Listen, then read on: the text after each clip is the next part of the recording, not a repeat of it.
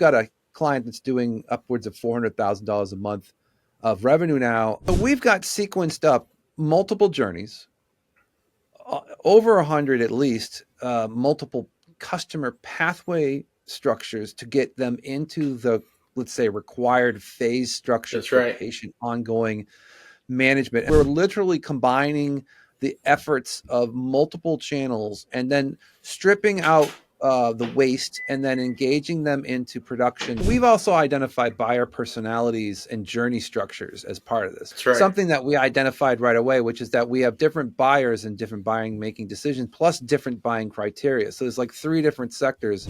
These are the things you need to do in order to streamline activities and create a real win for your client or even for yourself. Okay, so we've got a good story here, and I think it's important to summarize this. We talked about this at length, and I want to get the audience interested. We've got a client that's doing upwards of $400,000 a month of revenue now, that's using a lot of GoHighLevel's infrastructure. And Kip, you've been engineering That's it, right. and Aaron on my side's been architecting it. We've got probably how many different variations of this entire infrastructure do you think we have? If you were to count the amount of uh, actual pathways. Wow. Like pathways where leads come in through. Um, Man, we have TikTok, we have YouTube, we have Snapchat, we have TikTok lives, we have referrals, affiliates.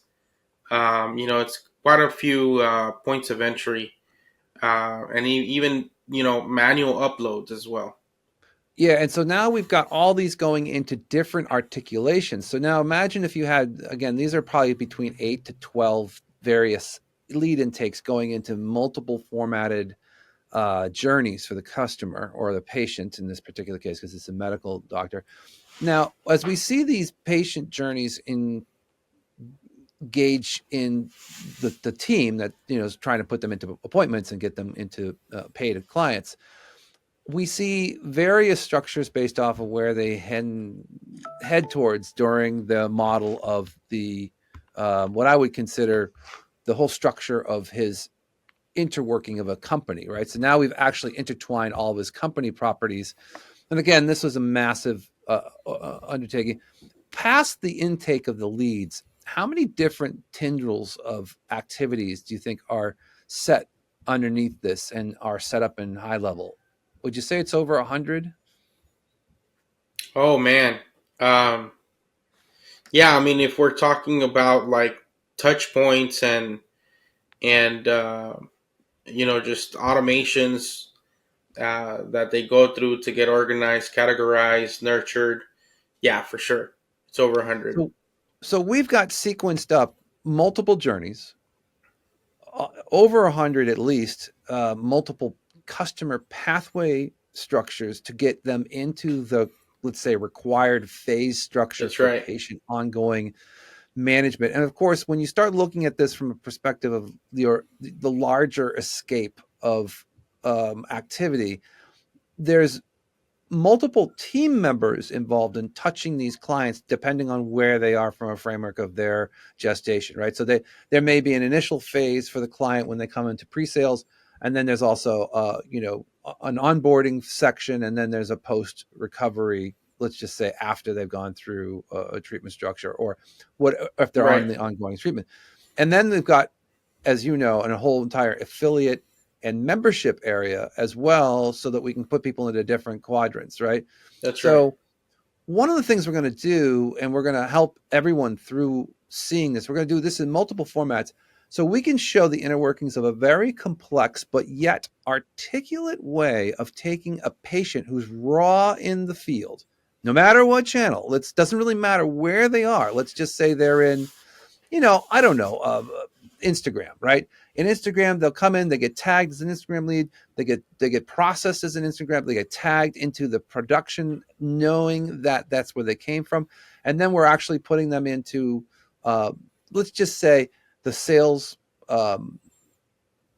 It's almost as if they're in a combine. I think of this as like a harvesting company. Like Yeah. they're literally they're coming in as fields of wheat, and we're literally combining the efforts of multiple channels and then stripping out the waste and then engaging them into production through multiple different um, go high level setup infrastructure. Anything that you think is remarkable about this before we get into the descriptive sectors? Because we've got 4 sectors to really cover here. But I wanted to, from an overview standpoint, what you think is unique in this challenge that we kind of come up against. Yeah, I mean, just being able to create all of the systems that kind of like intertwine with each other depending on where the lead is at in the sales process, being able to take them from, a cold lead into nurturing them, and then depending on what decisions they've taken down, the path that they're on, then sending them to the right path to kind of like nurture them based on whatever decisions they've made, whether it was like, to wait a little bit because they weren't ready for the treatment, or to move forward with the treatment, or to get a follow-up, or to, get a sample, or to get testimonials, or whatever that case may be. The fact that we have all of those kind of working together, and it seems seamless in the front end, right? But we both know that in the background, there's a lot of like automations and things going on to make that happen. Yeah. And so we've also identified buyer personalities and journey structures as part of this, right? Which is That's right. something that we identified right away, which is that we have different buyers and different buying making decisions, plus different buying criteria. So there's like 3 different sectors. There's a section that's like, okay, what do you want? Meaning, do you want X, Y, and Z product? And then there's also another sector is besides a X, Y, and Z product, what's your timing on that product, right? And Right. so now we've built in yes, no, what I would call sort of decision making trees to some level. Although I think it's choose your own adventure, which is Basically. yeah, Yeah. so no matter what your product you want and where you are in your timing cycle, we come up with different timing strategies based off of that to go into different cycles within the different radiances of these, let's just say it, combines, right? Because Correct. Yeah. I almost feel like we're taking that harvested wheat that's in the field that's coming off of the ads or the organic traffic or whatever it might be, and depending on where that is in its cycle of, let's just say, being processed and timing wise, we can get them into the right cycle. And those all are being done in real time, which is Right. really interesting Yeah. because it also allows the salespeople who are now wanting to have their calendar full of people ready to buy. We're segmenting and then populating their sales team with the right segmented audience with the right tags to tell them, hey, this client wants X, Y, and Z. This is their buying propensity. This is their buying persona. And now you've personalized the whole sales discussion as well so that we're not, dropping somebody into someone's lap with sort of like a blank stare. There's No, right. actually a lot of Absolutely. history. Yeah. They're very nurtured by the time they get to that sales agent. They've already consumed a lot of the content that they need to consume in order to make a decision.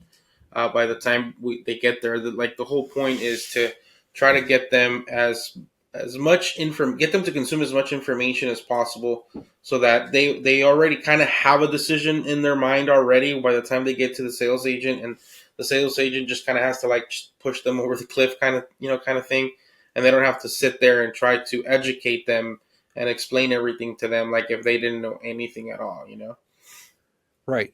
So, and that's what we're going to get into in the next video. We're going to actually go through the first iterational steps of this. So stay tuned. If you want to learn a little bit more about more complex sales strategy, things that we do in the field, things that are making people hundreds of thousands of dollars of profit, not just revenue, but profit. These are the things you need to do in order to streamline activities and create a real win for your client or even for yourself if you're looking to do this for your own. Great. Let's get into the next segment. All right.